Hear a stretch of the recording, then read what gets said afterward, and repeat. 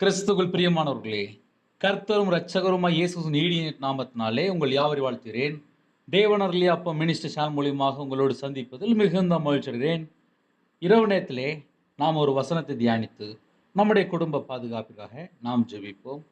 4ஆம் சங்கீதம் 8ஆம் வசனத்திலே, சமாதானத்தோடு படுத்துக்கொண்டு நித்திரை செய்வேன். கர்த்தாவே நீர் ஒருவரே என்னை சுகமாய் தங்க பண்ணுகிறீர். ஹல்லேலூயா. கிறிஸ்துவுக்குள் பிரியமானவர்களே, இந்த வசனத்தை மனப்பாடமா படிங்க.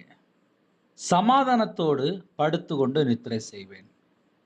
நிறைய குடும்பத்தில் நைட்டு படுத்து தூங்கும்போது சமாதானம் இல்லாமல் படுத்து தூங்குற எத்தனையோ ஜனங்கள் உண்டு. கண்ணீரோடு தூங்குற ஜனங்கள் எத்தனையோ உண்டு. குழப்பத்தோடு தூங்குற ஜனங்கள் எத்தனையோ உண்டு. பலவீனத்தோடு தூங்குற ஜனங்கள் எத்தனையோ உண்டு.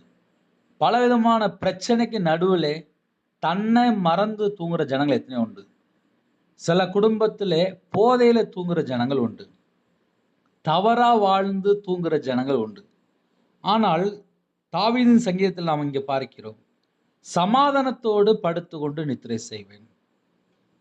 என் கூட கர்த்தர் இருக்கிறார் அப்படின்னு சொல்லி யாரெல்லாம் இரவு நேரத்தில் இணைந்திருக்கிறீங்களோ, நமக்கு ஒரு நம்பிக்கை வேண்டும்.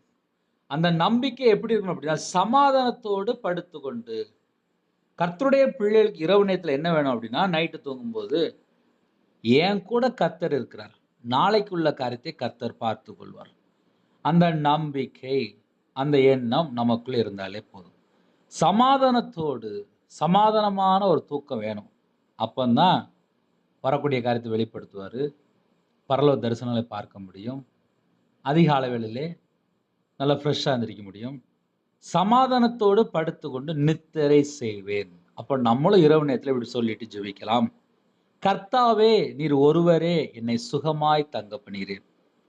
அப்போ தூங்கும் முன்பாக நம்ம என்ன யோசிக்கணும் அப்படின்னா, கர்த்தாவே நீர் ஒருவரே என்னை சுகமாய் தங்க பண்ணுகிறீர்.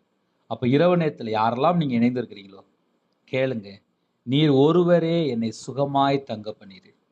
கர்த்தர் மேல ஒரு நம்பிக்கை. அந்த நம்பிக்கை எப்படிதான் இருக்கணும், நீர் ஒருவரே என்னை சுகமாய் தங்க பண்ணுகிறீர். ஹல்லேலூயா. இரவு நேரத்துக்காக இந்த வசனத்தை சொல்லி நம்ம ஜெபிக்க போறோம். கண்களை மூடி நாம் ஜெபம் செய்வோம். கிருபை மகிமை நிறைந்த பரிசுத்தமுள்ள நல்ல தகப்பனே, உம்மை நன்றியோடு துதிக்கிறோம் ராஜா. சமாதானத்தோடு படுத்துக்கொண்டு நித்திரை செய்வேன் என்று சொன்னது போல யாரெல்லாம் தூங்க போறாங்களோ, சமாதானத்தோடு படுத்துக்கொண்டு நித்திரைக்கு செல்ல பரலோக வாசல் திறக்கப்படட்டும். கர்த்தாவே நீர் ஒருவரே எங்களை சுகமாய் தங்க பண்ணுகிறீர். அந்த நம்பிக்கை எங்களுக்குள்ளே பெருகட்டும். இரவு நேரத்தில் உங்களுடைய கிருபையால் நிரப்புங்க, சமாதானத்தால் நிரப்புங்க. யாரெல்லாம் இணைந்திருக்காங்க அந்த குடும்பத்தை கர்த்தர் ஆசீர்வதிங்க. புது கிருபையால் நிரப்புங்க ராஜா. இரவு நேரத்தில் தேவையில்லா சொப்பனங்களோ தேவையில்லா எண்ணங்களோ எதுவும் வரக்கூடாது. ஒவ்வொரு குடும்பத்தையும் கர்த்தர் தேவ சமாதானம் நிரப்பி ஆசீர்வதிங்க. இந்த நாள் முழுவதும் கர்த்தர் கூட இந்த எல்லா காரியத்திலும் பாதுகாத்த கிருபைக்காக நன்றி. அதிகால வேளையில் உம்முடைய பாதவில்லை கண் வெளிக்க கர்த்தர் எங்களுக்கு கிருபை தர வேண்டும், ஜீவனை தர வேண்டும். இந்த நாள் முழுதும் எல்லா காரியத்திலும் கர்த்தர் கூட இந்த கிருபைக்காக 1000 மடங்கு ஸ்தோத்திரம். இரவு நேரத்தில் ஜெபிக்கிறதுக்கு கர்த்தர் இணைந்திருக்கிற எல்லா குடும்பத்தையும் கர்த்தர் ஆசீர்வதிக்க வேண்டும். அவனோட மன விருப்பத்தை கர்த்தர் நிறைவேற்றுங்க. உமக்கு பிரியமானபடி வாழ எங்களோட ஆவி, ஆத்துமா, சரீரம், சிந்தனை, நினைவு எல்லாம் அர்ப்பணிக்கிறோம். யாரெல்லாம் ஜெபிக்கிறோம் அந்த வீட்டுக்குள்ளே கர்த்தராய் இயேசு ராஜா இறங்குவாங்க. அவங்களுடைய இதயத்துக்குள்ளே பரிசுத்த ஆவியார் நீங்க பேச வேண்டும். இரவு நேரத்தில் எந்த ஒரு அடிமையில் இருக்கக்கூடாது, எந்த ஒரு பாவ பழக்க வழக்கத்தில் இருக்கக்கூடாது. எல்லா குடும்பமும் ரட்சிக்கப்பட வேண்டும். கர்த்தர் பொறுப்படுத்துங்க.